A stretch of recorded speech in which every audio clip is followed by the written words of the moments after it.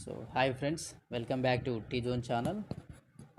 IIT Tirupati, Indian institute of Tirupati ద్వారా మనకి వివిధ రకాల నాన్ టీచింగ్ ఉద్యోగాల భర్తీకి సంబంధించినటువంటి నోటిఫికేషన్ అయితే రిలీజ్ చేయడం జరిగింది. సో ఈ నోటిఫికేషన్స్కి ఆల్ ఇండియన్ సిటిజన్స్ అయినటువంటి మేల్ అండ్ ఫీమేల్ క్యాండిడేట్స్ ఎవరైనా అప్లై చేసుకోవడానికి అవకాశం ఉంది. సంబంధిత పోస్ట్ను అనుసరించి ఇంటర్మీడియట్, ఐటీఐ, డిగ్రీ అలాగే పీజీ కంప్లీట్ చేసిన వారు అప్లై చేసుకోవడానికి అర్హత ఉంటుంది. దాంతోపాటు కొన్ని జాబ్స్కి వర్క్ ఎక్స్పీరియన్స్ కూడా అడగడం జరిగింది.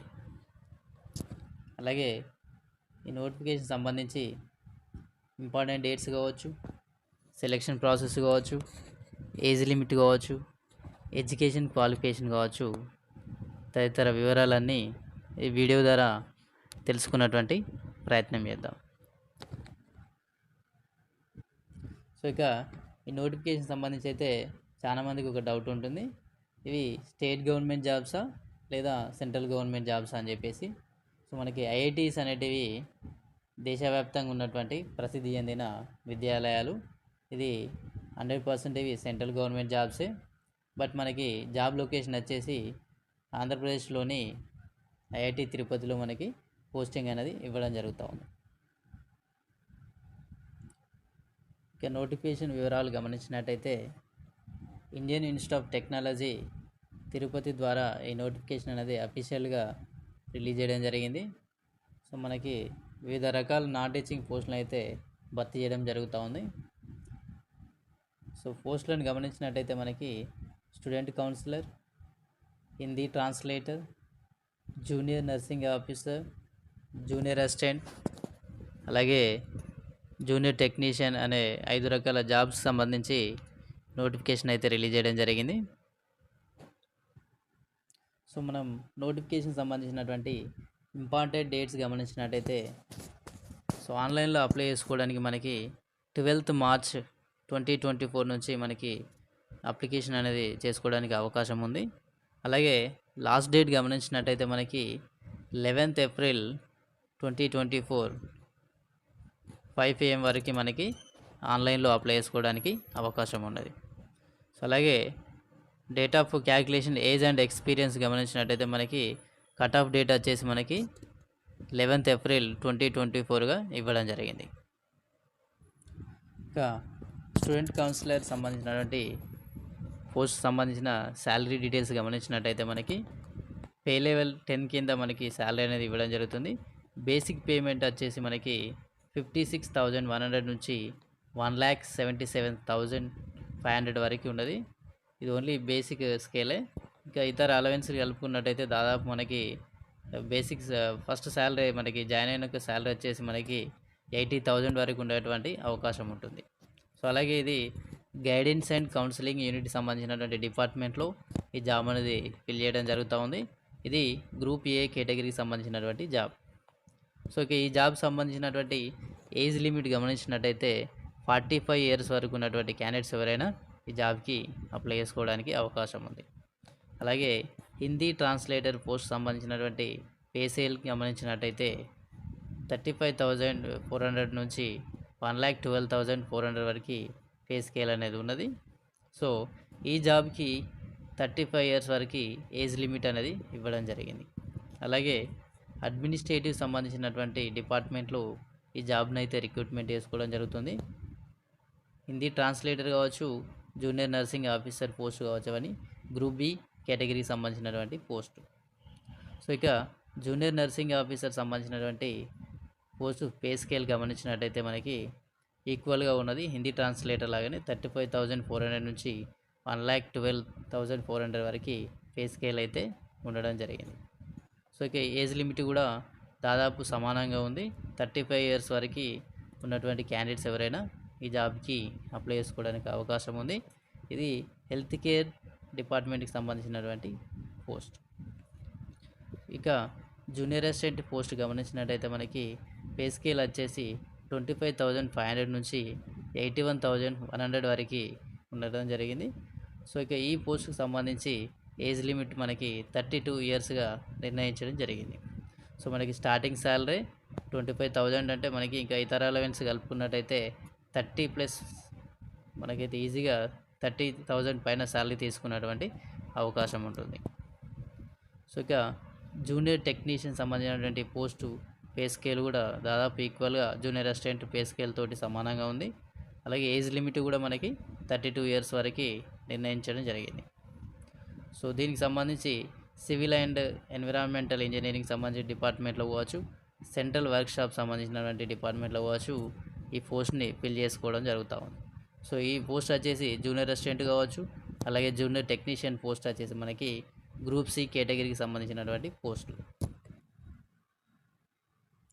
ఇంకా స్టూడెంట్ కౌన్సిలర్ సంబంధించినటువంటి జాబ్ సంబంధించిన ఎడ్యుకేషన్ క్వాలిఫికేషన్ గమనించినట్టయితే మనకి 60% మార్క్స్ తోటి మాస్టర్ డిగ్రీ సైకాలజీలో కానీ సోషియాలజీలో కానీ కంప్లీట్ చేసిన వారు, అలాగే 5 years of relevant clinical experience ఉన్నటువంటి క్యాండిడేట్స్ అనేది ఎలిజిబిలిటీ ఉంటుంది.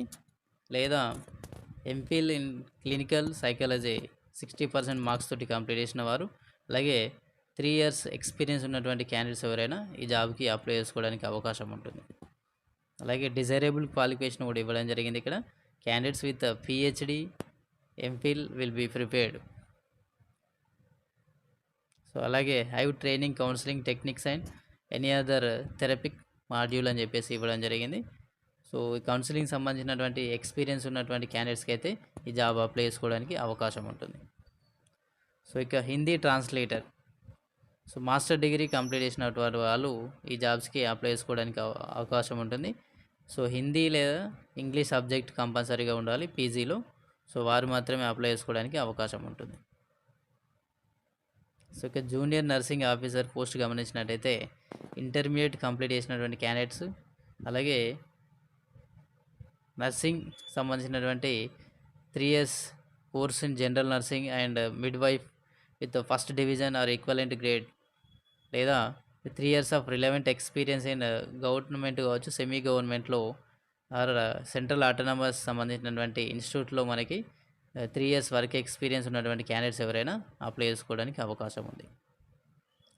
సో ఇక డిజైరబుల్ క్వాలిఫికేషన్ గమనించినట్టయితే experience in any reputed hospitals కావచ్చు, గవర్నమెంట్ సంబంధించినటువంటి స్టేట్ గవర్నమెంట్ కావచ్చు, సెంట్రల్ గవర్నమెంట్స్ కావచ్చు, లేదంటే నర్సింగ్ కౌన్సిల్కి సంబంధించినటువంటి ఏ హాస్పిటల్ అయినా వర్క్ ఎక్స్పీరియన్స్ ఉన్నట్టయితే ఈ జాబ్కి అప్లై చేసుకోవడానికి అవకాశం ఉంది. అలాగే junior assistant post education qualification గమనించినట్టయితే బ్యాచిలర్ డిగ్రీ కంప్లీట్ చేసినటువంటి క్యాండిడేట్స్ ఎవరైనా ఈ జాబ్కి అప్లై చేసుకోవడానికి అవకాశం ఉంది. అలాగే 2 years వర్క్ ఎక్స్పీరియన్స్ కూడా అడగడం జరిగింది రిలవెంట్ ఫీల్డ్లో. సో దాంతోపాటు కంప్యూటర్ నాలెడ్జ్ కూడా ఉండాలని చెప్పేసి అయితే ఇవ్వడం జరిగింది. సో టైపింగ్ స్పీడ్ వచ్చేసి మనకి 40 words per minute ఉండాలని చెప్పేసి అయితే ఇక్కడ ఇవ్వడం జరిగింది. అలాగే ఆఫీస్ అప్లికేషన్స్ అయినటువంటి ఎంఎస్ వర్డ్ కావచ్చు, ఎక్సెల్ కావచ్చు, పవర్ పాయింట్లో నాలెడ్జ్ ఉండాలని చెప్పేసి అయితే అడగడం జరిగింది. ఇంకా జూనియర్ టెక్నీషియన్ సంబంధించినటువంటి ఎడ్యుకేషన్ క్వాలిఫికేషన్ గమనించినట్టయితే బీటెక్ కావచ్చు, రిలవెంట్ ఫీల్డ్లో కంప్యూటర్ సైన్స్ కానీ ఇన్ఫర్మేషన్ టెక్నాలజీలో కానీ ఇంజనీరింగ్ కంప్లీట్ చేసినటువంటి వారు ఎవరైనా ఎలిజిబిలిటీ ఉంటుంది. అలాగే 3 years diploma in computer science and engineering information technology కావచ్చు, వారు కూడా అప్లై చేసుకోవడానికి అర్హత ఉంటుంది. లేదా ITI in computer science and engineering information technology first డివిజన్లో పాస్ అయినటువంటి క్యాండిడేట్స్ ఎవరైనా అప్లై చేసుకోవడానికి అవకాశం ఉంది. సో ఇక్కడ వర్క్షాప్ సంబంధించినటువంటి పోస్ట్ అంటే దాంట్లోనే డిఫరెంట్గా ఉన్నాయి. జూనియర్ టెక్నీషియన్లో సిస్టమ్ రిలేటెడ్ ఒక జాబ్ ఉంది, వర్క్షాప్ సంబంధించినటువంటి ఒక జాబ్కి సంబంధించి ఇంజనీరింగ్ ఫీల్డ్లో మెకానికల్ ఇంజనీరింగ్ కంప్లీట్ చేసినటువంటి వారు అప్లై చేసుకోవడానికి అర్హత ఉంటుంది. సో ఇక అప్లికేషన్ ఫీ వివరాలు గమనించినట్టయితే మనకి వివిధ రకాల నాన్ టీచింగ్ పోస్టులని మనకి గ్రూప్ వైజ్గా డివైడ్ చేశారు కనుక గ్రూప్ ఏ పోస్ట్ సంబంధించి 500 రూపీస్ అనేది అప్లికేషన్ ఫీ ఉంది. అలాగే గ్రూప్ బి సంబంధించి 300 రూపీస్ ఉన్నది. గ్రూప్ సి సంబంధించి 200 రూపీస్ మనకి అప్లికేషన్ ఫీ అనేది ఉండడం జరిగింది.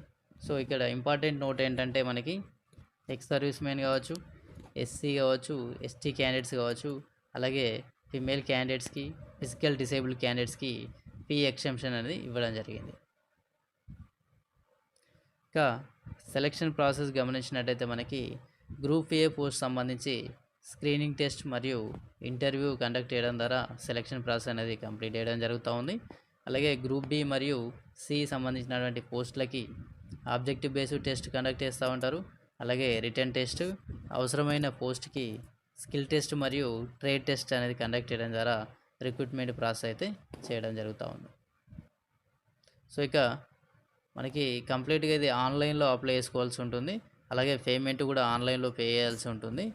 సో ఆన్లైన్లో అప్లై చేసేటప్పుడు మనకి ఏమైనా టెక్నికల్ ప్రాబ్లమ్స్ అరైజ్ అయినట్టయితే మనకి కాంటాక్ట్ అవ్వడానికి ఈమెయిల్ ఐడి కూడా ఇవ్వడం జరిగింది. మనకి rmt-queries@iitp.ac.in అనే అడ్రస్ అయితే ఇవ్వడం జరిగింది. జీమెయిల్ ఐడికి వచ్చేది మేబీ. సో ఈ అడ్రస్కి మనం మన యొక్క క్వరీస్ని పోస్ట్ చేసినట్లయితే సొల్యూషన్ తీసుకునేటువంటి అవకాశం ఉంటుంది. సో ఇక లాస్ట్ డేట్ గమనించినట్టయితే మనకి ఆన్లైన్ అప్లికేషన్ ప్రాసెస్కి 11th April 2024 up to 5 PM వరకు మనం ఆన్లైన్లో అప్లై చేసుకోవడానికి అవకాశం ఉంది. So this is the information about IIT Tirupati non teaching job సంబంధించినటువంటి వివరాలు. So thank you for watching this video.